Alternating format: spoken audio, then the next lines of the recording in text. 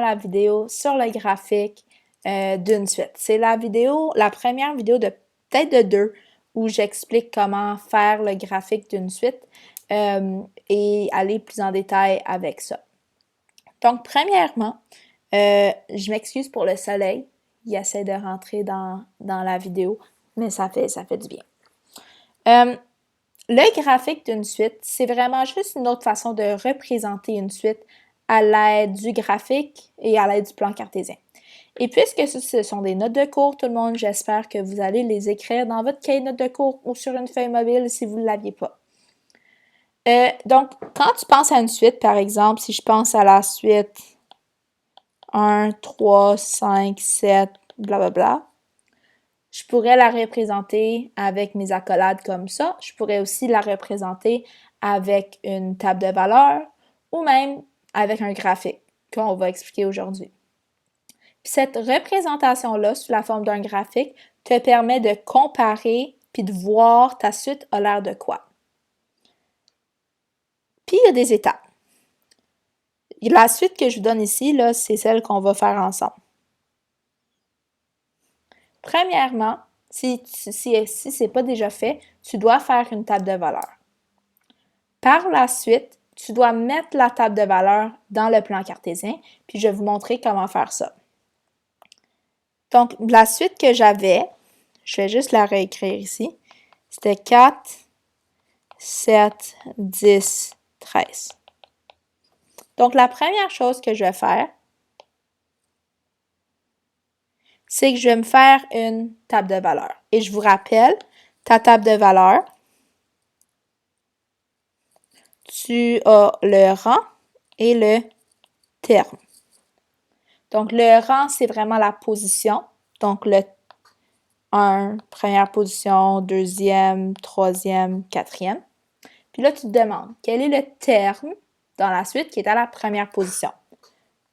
Le 4. Quel est le terme à la deuxième position? Le 7. Quel est le terme à la troisième position? C'est le 10. Et le terme à la quatrième, c'est le 13. Donc, ça, c'est ta table de valeurs. Et là, ce que tu veux faire, c'est que tu veux prendre cette table de valeurs-là et la mettre dans ton plan cartésien. Première chose très importante, c'est que l'axe des X, c'est toujours le rang. Et l'axe des Y, c'est toujours le terme. Donc, quand tu vois ce plan cartésien-là, tu n'as pas tes graduations. Donc, c'est la première chose que tu vas faire. Si tu veux te simplifier la vie, tu peux toujours juste faire des bonds de 1. Si vous avez du papier quadrillé, c'est peut-être plus facile pour vous de le faire que ce l'est pour moi en ce moment, mais je le fais à peu près. Donc, je vais faire des bonds de 1 partout.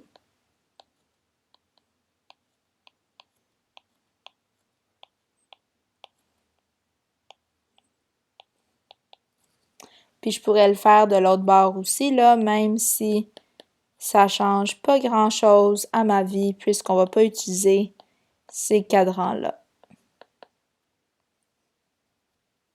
OK. Et là, je regarde ma table de valeurs. Donc, ma table de valeurs, ça me dit que le terme au premier rang, c'est le 4. Donc, si mon rang, c'est 1, mon terme, ça doit être 4. Donc, je vais aller placer le point juste ici. Ça, c'est le point 1, 4. Le prochain, c'est la même chose. C'est le point, par contre, 2, 7. Donc, quand ton rang, c'est 2 et ton terme, c'est 7. Donc, je vais aller placer ça à peu près. Encore une fois, je n'ai pas de crayon, de papier quadrillé, là, donc je fais de mon mieux. Et ainsi de suite. Le prochain, c'est 3, 10. 3, 10, c'est environ ici. Oui, il est un petit peu trop haut. Puis, je pourrais continuer avec le 4, 13, là, que j'ai pas assez de place. Donc, en gros, c'est ça tout le monde. Puis, il reste juste une dernière chose à faire, c'est de les relier. Puis, si j'aurais été exact, ça m'aurait fait une ligne parfaitement droite qui touche à tous les points. Donc, la ligne que vous voyez en ce moment, c'est la ligne pour ma suite. Et c'est vraiment juste ça. Donc, je vous rappelle, ta première étape, c'est que tu fais ta table de valeurs. Et ta deuxième, c'est que tu les places dans ton plan cartésien et tu les relis. On va faire un autre exemple. Hugo a reçu une collection de timbres de son grand-père. Il compte déjà 20 timbres. Hugo décide d'y ajouter 3 timbres par année. Donc, je vais commencer avec une table de valeurs. Je vais aussi effacer tout le reste, là.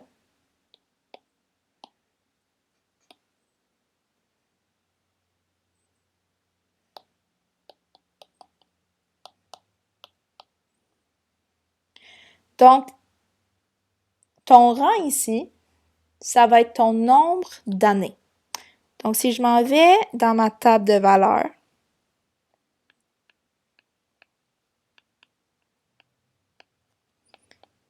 mes rangs, ce sont vraiment le nombre d'années qui s'écroulent. Donc, après une année, Hugo a 23 timbres parce qu'il y en avait déjà 20, puis à chaque année, il ajoute 3 timbres. Donc, il est rendu à 23 à la première année. À la deuxième année, il y a 3 de plus. Donc, il est rendu à 26. À la prochaine année, c'est 3 de plus, il est rendu à 29. Et à la prochaine année, 4 de plus, il est rendu à 32. Puis ça continue.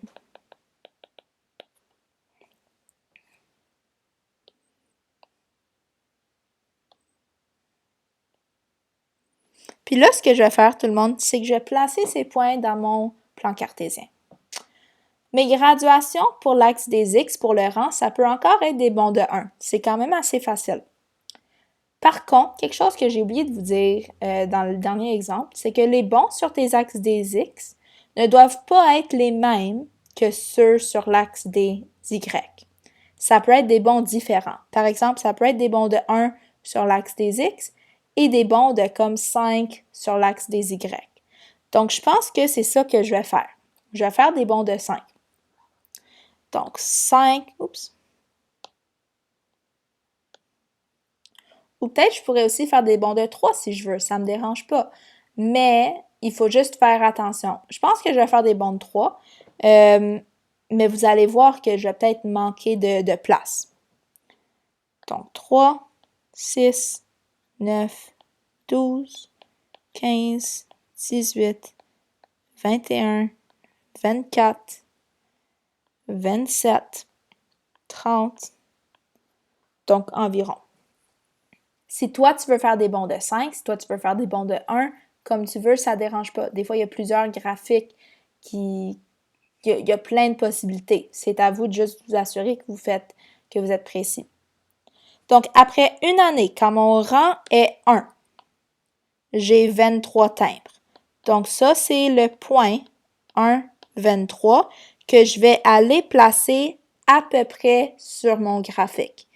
1, 23, ça serait environ ici. Le prochain point, c'est le point 2, 26 que je vais aller placer à peu près sur mon graphique.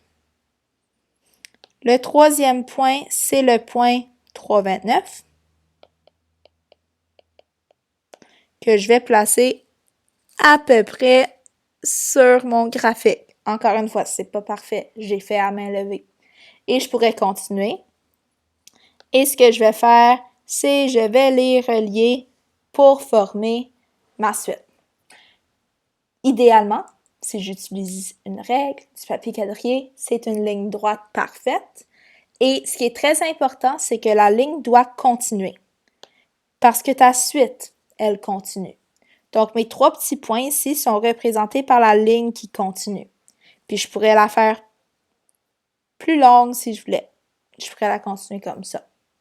Donc, ce qui est important, puis c'est difficile pour moi d'essayer de vous expliquer ça à distance avec une règle et tout ça sur mon iPad.